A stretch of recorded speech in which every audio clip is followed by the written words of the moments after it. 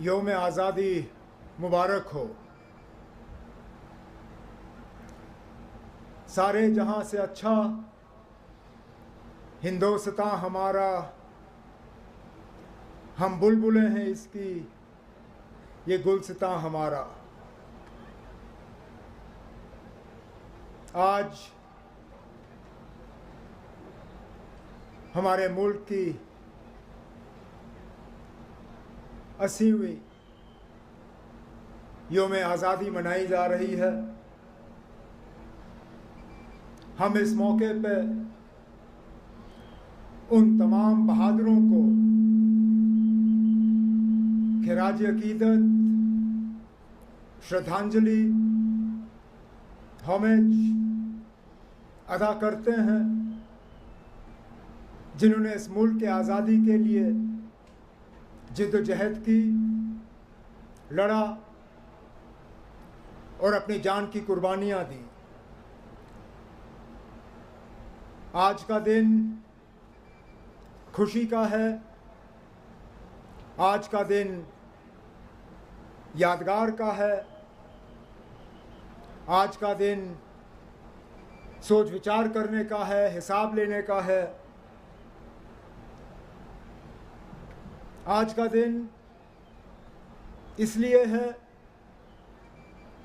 कि हम अपने आप में ये सोचें कि जिस हिंदुस्तान को बनाने के लिए 80 साल पहले इन बहादुर लोगों ने लड़ा, अपनी जान की कुर्बानी दी, जिस हिंदुस्तान का जिक्र मैंने शुरू में किया, सारे जहां से अच्छा,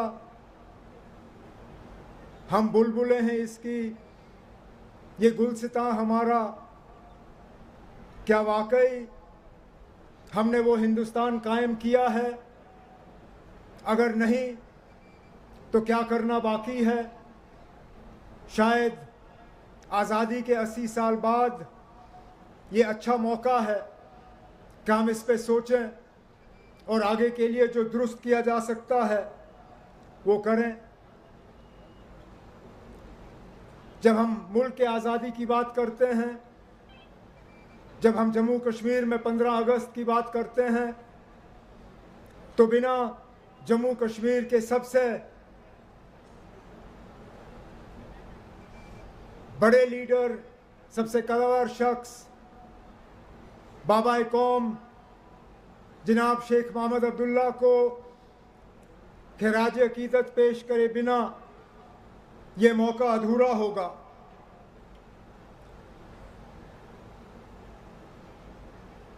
हिंदुस्तान की फौज यहां पहुंचने से पहले जम्मू कश्मीर के लोग थे जिन्होंने कबायलियों का मुकाबला किया, जिन्होंने पार से भेजे हुए घुसपैठों का मुकाबला किया, जिन्होंने पार से भेजे हुए फौजियों का मुकाबला किया। हमलावर खबरदार, हम कश्मीरी हैं तैयार। हर शहर में, हर गांव में, हर गली में, हर घर में ये नारा गूंजता रहा। जिनके पास हथियार थे उन्होंने हथियार इस्तेमाल किए, जिनके पास हथियार नहीं थे उन्होंने नकली बंदूकें दिखाई और घुसपैठियों का मुकाबला किया। हजारों की तादाद में यहां बहादुर लोगों ने अपनी जानों की कुर्बानियां दी।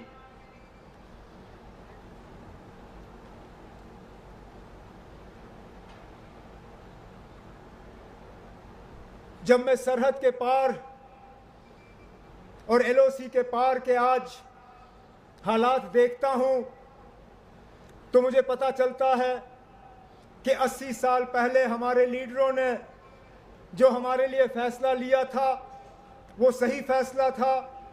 जिन लोगों ने ये नारा बुलंद किया था, हमलावर खबरदार, वो लोग सही थे।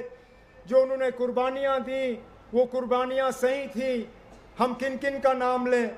आज मुझे उस जैसे शख्स याद आते हैं जिनमें मास्टर अब्दुल अजीज़ जो नेशनल कॉन्फ्रेंस के एक लीडर थे, जिनको बेरहमी से मुजफ्फराबाद में मारा गया था, ठीक इसी हमले को रोकने के लिए, इन्हीं कबायलियों को रोकने के लिए, इन्हीं घुसपैठियों को रोकने के लिए आज जब हम LOC के पार जम्मू कश्मीर के उस हिस्से का हाल देखते हैं तो दुख होता है, अफसोस होता है, हम परेशान होते हैं। अपनी जगह मुझे इस बात का एहसास है कि शायद अगर हमारे हालात 2019 में बदलाए नहीं गए होते तो उस हिस्से के जम्मू कश्मीर के लोग आज हमारे साथ दोबारा जुड़ने का एहतजाज कर रहे होते। वो हिस्सा जम्मू कश्मीर का वो हमारा ही है, हम उन लोगों को अपना ही समझते हैं, कोई पराया नहीं, कोई गैर नहीं। आज भी जम्मू कश्मीर के कानून साज जम्मू कश्मीर के असेंबली में उनके लिए सीटें रखी जाती हैं इस उम्मीद के साथ कि एक ना एक दिन वो लोग जो हैं इन खाली सीटों का इस्तेमाल कर पाएंगे। हमारे मुल्क की दो सबसे बड़ी ताकतें हमारी जमहूरियत और हमारा फेडरलिज्म,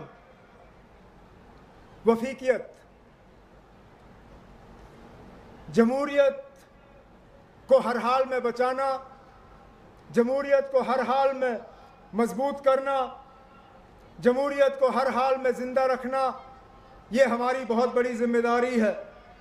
लेकिन उसके साथ साथ इस मुल्क के फेडरलिज्म को बचाना, मजबूत करना, इस जिम्मेदारी से भी हम पीछे हट नहीं सकते।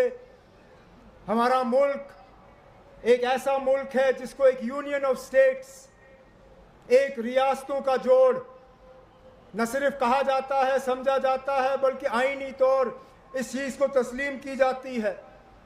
तो आज के मौके पे जब हम फेडरलिज्म की बात करते हैं, उस फेडरलिज्म को मजबूत करना हम जम्मू कश्मीर से शुरू करें। हमसे जो छीना गया हमें वो वापस लौटा दिया जाए, ताकि वाकई ये फेडरलिज्म, ये पहचान, ये सिर्फ लफ्ज़ों में ना रहे, इसको अमली जामा पहनाया जाए। लेकिन फेडरलिज्म को मजबूत करना सिर्फ एक रियासत, एक यूटी को रियासत बनाना नहीं, बल्कि रियासतों को मजबूत बनाना, इस मुल्क की तमाम रियासतों को मजबूत बनाना ही फेडरलिज्म को दोबारा जन्म देना और फेडरलिज्म को ठीक रखना है।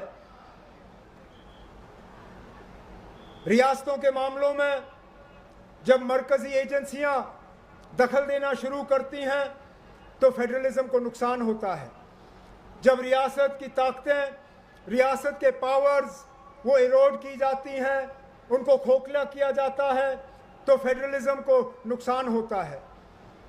जब रियासत को दी गई पावर्स, उनमें सेंट्रल एजेंसीज का इस्तेमाल किया जाता है, फेडरलिज्म को नुकसान होता है।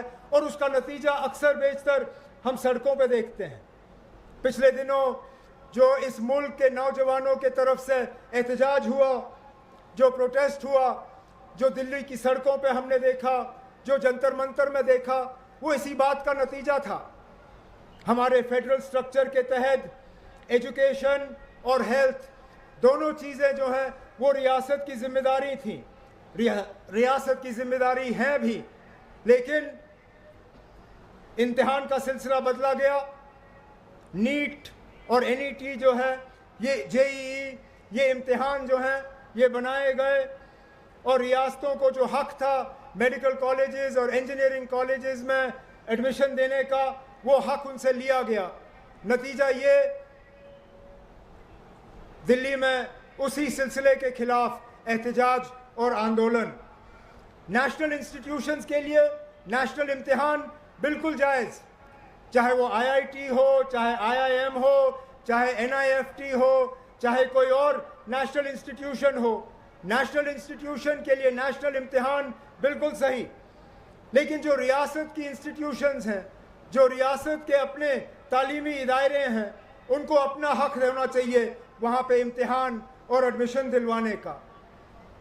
जम्मू कश्मीर में भी कुछ साल पहले इसी तरह हमारे बच्चों को मजबूरन सड़कों पे आना पड़ा, क्योंकि हमारे रिक्रूटमेंट के सिलसिले में कुछ घपला हुआ था, रिक्रूटमेंट के सिलसिले में कुछ इल्ज़ाम लगे थे, जिसके बुनियाद पे इंक्वायरी हुई और उसको दुरुस्त करने का वादा किया गया था। हकीकत ये है कि किसी चीज़ के ऊपर या किसी निज़ाम के ऊपर एतबार हटाना जो है वो मिनटों का खेल है। एतबार दोबारा कायम करने में सालों साल लगते हैं। उम्मीद की जाती है कि जम्मू कश्मीर में चाहे वो एडमिशन का सिलसिला हो, चाहे रिक्रूटमेंट का सिलसिला हो, वो साफ शफा हो, वो ट्रांसपेरेंट हो, वो मेरिट बेस्ड हो और वही लोग लगें जिनको उस नौकरी का या उस सीट का हक है। जहाँ तक इंतज़ामिया की हम बात करें, हुकूमत की हम बात करें, हुकूमत का एक लोगों के साथ तालमेल जो है वो बने रहना चाहिए। बिना हुकूमत के लोगों के साथ तालमेल की हुकूमत का कोई मज़ा नहीं, ना कोई फ़ायदा। हुकूमत का फ़ायदा तब होगा जब वो लोगों की उम्मीदों पे उतर आके लोगों के ख्यालात के मुताबिक काम करे, और इसमें हिज़्ब इख्तिलाफ का अपना ही रोल होता है। जमहूरियत में हुकूमत, हिज़्ब इख्तिलाफ और मीडिया तीनों का एक बहुत अहम रोल बनता है। हुकूमत का काम है काम करना, हिज़्ब इख्तिलाफ का काम है हुकूमत को जवाबदेह बनाना, चाहे असेंबली में चाहे असेंबली के बाहर, और मीडिया का काम है दोनों को जवाबदेह बनाना।